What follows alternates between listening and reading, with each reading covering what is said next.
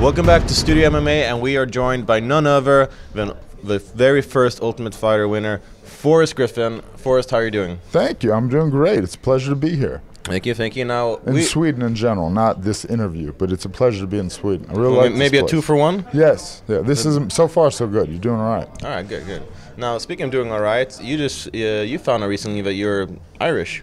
Well, when I went there, I realized that everybody looked like a slightly smaller version of me. Well, I'm no scientist, but that sounds like fact. Yeah, that's something. It gotta be. I look like these people. I must therefore be this. Exactly. Yeah. I'm pretty sure that's how science works. Yeah. It's a positive correlation. Yeah. So, Forrest, tell me, what is the life of a retired UFC star like day to day? Man, it's very difficult, you see, because I work for the UFC and I have a lot of good opportunities to do good things, but I actually have to do them. Like, I'm not much of a self-motivator. I like people to say, hey, Forrest, do this on this date. You know, except when it came to training, I was a self-motivator, but, you know, I'm still learning the ropes. So you don't mind the people kind of prodding you, going to this, going to that, go to this interview? I like a schedule. I like to be told what to do. All right. Preferably by a German woman, but that's neither here nor there. Yeah, you know, whatever floats your boat. So. Yeah.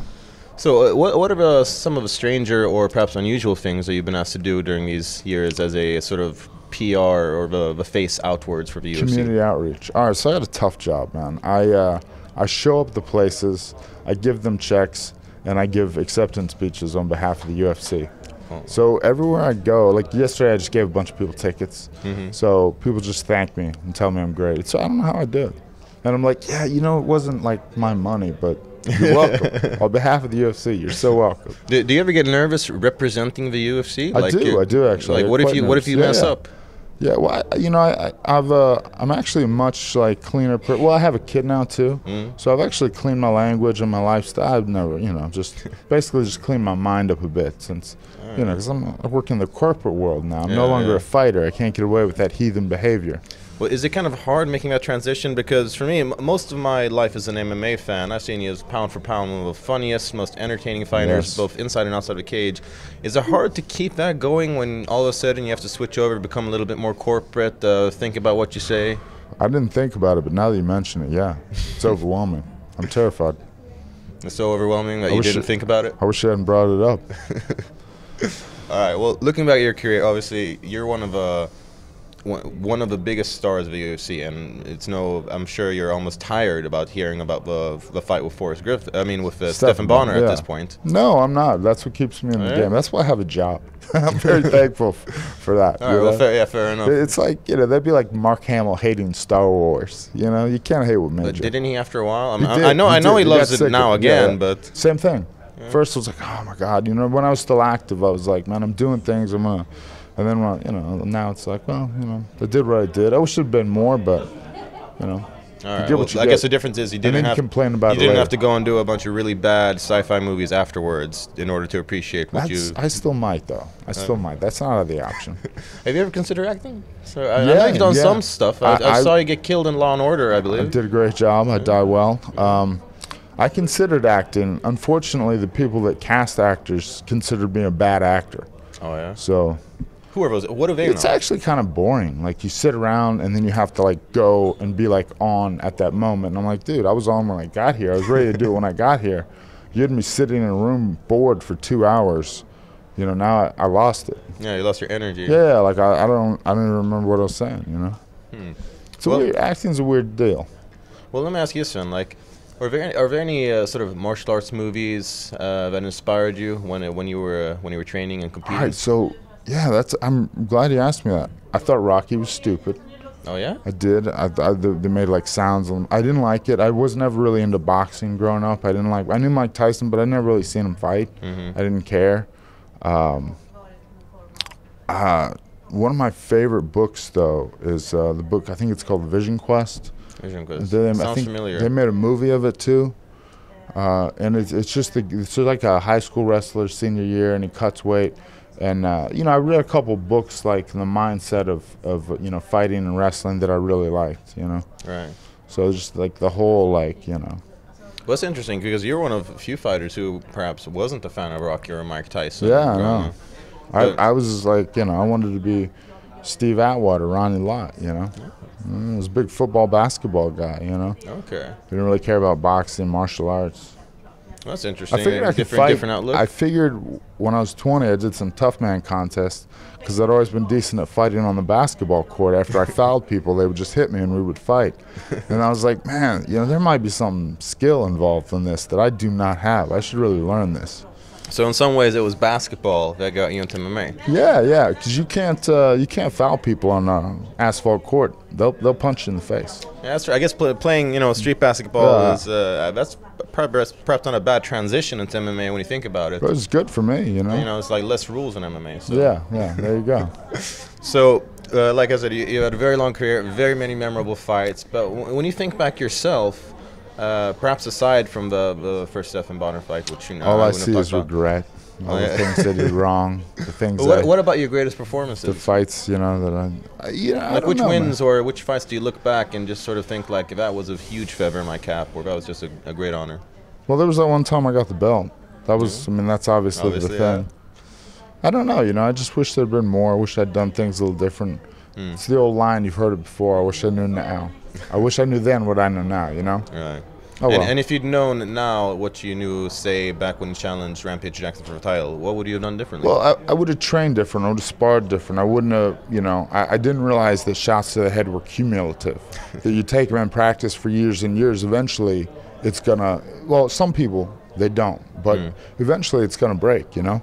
So, I mean, I would train totally different.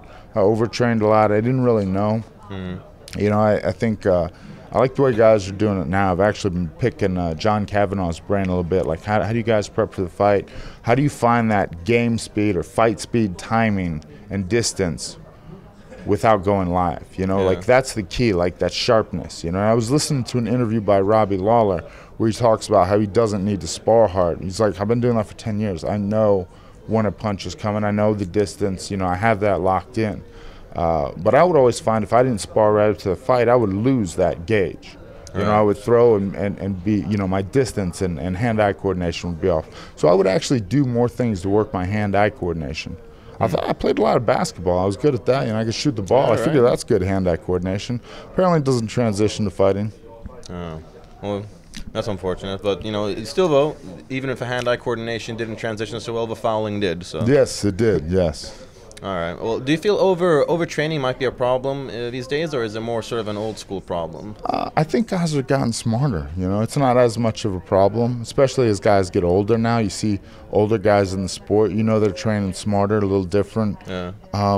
Guys are cutting a lot of weight, though. Yeah. You know, everybody thinks I want to get down. I want to get down. They don't realize the key to this game. If you look at T.J. Dillashaw, you look at Conor McGregor, you look at Pettis, is speed. Speed.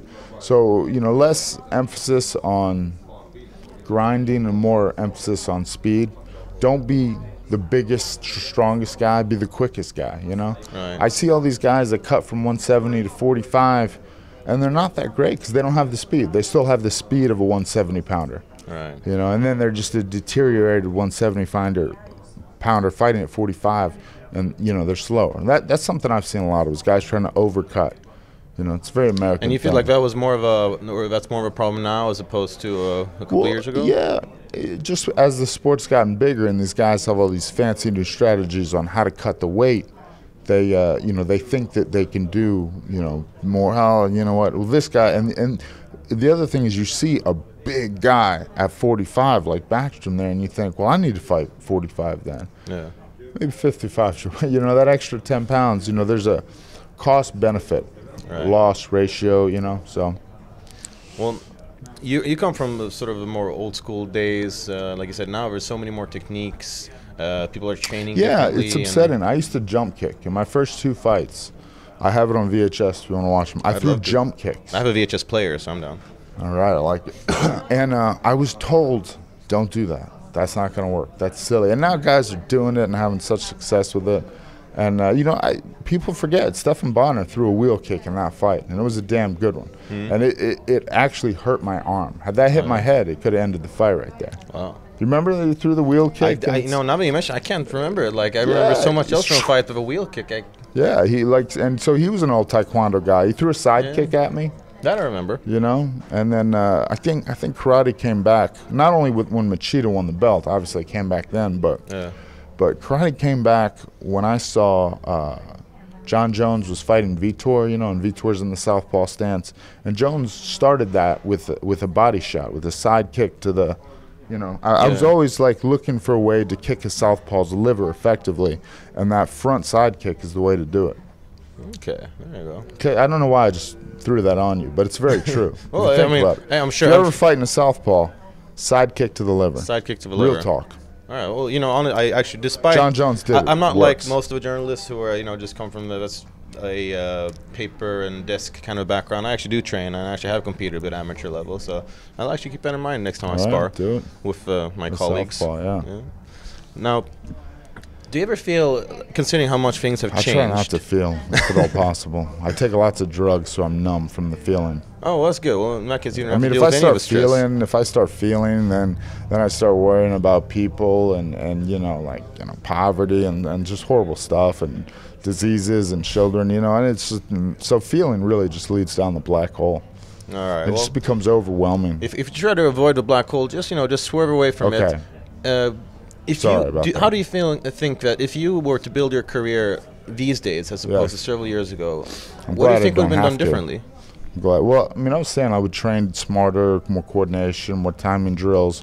I would make myself drill more as opposed to, okay, it's fun, let's fight. And what about in terms of like image and such? I'm glad, you know, it's one thing, you hit on that, it's one thing I really like is in MMA, guys are how they appear. You know, the image is whatever you are, just magnify it and go with it, you know. I'm just kind of an average dude, very, you know, kind of nice, humble, attempt to, you know, to be comedic. Sometimes I fail, sometimes I succeed, like when I'm comedic on ice. I'd say most of the time, to be honest. So I fail. Why'd you say that to me? But I like the ring distraction. Thank you. No, so that's I really like it's genuine, you know. So I don't like when you see guys get the fines for different things or for saying things or for, you know, like you get in a pushing match and a fight at the thing. That's, you know, that's because it's as real as it gets. Oh, very good way of turning the Copyright table. UFC. All right. Well, now just to round off, what advice would you have to young up-and-coming fighters who want to reach the same status that you have? There's so much advice to give. Well, we have about 1 minute or less than 1 minute. So good. All right, so I read a book, and he told a story. The author told a story about how when pirate ships of old went into battle with the British Navy, they would jettison and flotsam their escape craft, you know, their lifeboats. So they either won the battle or they all, to a man, went down with the ship. You know, there's no survival. You either do or die. And that was my philosophy for a lot of years. My new philosophy is, this is a temporary job. You are not going to be an MMA fighter for the rest of your life. So, you know, you train about 20 hours a week. If you're training more than that, you're training too much. You're overtrained. And that's physical. Maybe you watch 5 hours of tape a week. So 25 hours. That should leave you another 20 hours on the American work week anyway to pursue something after fighting, you know, buddy of mine got he's an x-ray technician now, you know, so when he's done fighting, he'll have a job. So, you know, you start, you know, building a gym, start building a kids program, start another project. You know, I know it's difficult, especially fight week, media, you know, nobody said it was easy, but when you're done fighting, and you will be done, because there's only 20 guys that retired from MMA and didn't have to work again, you know?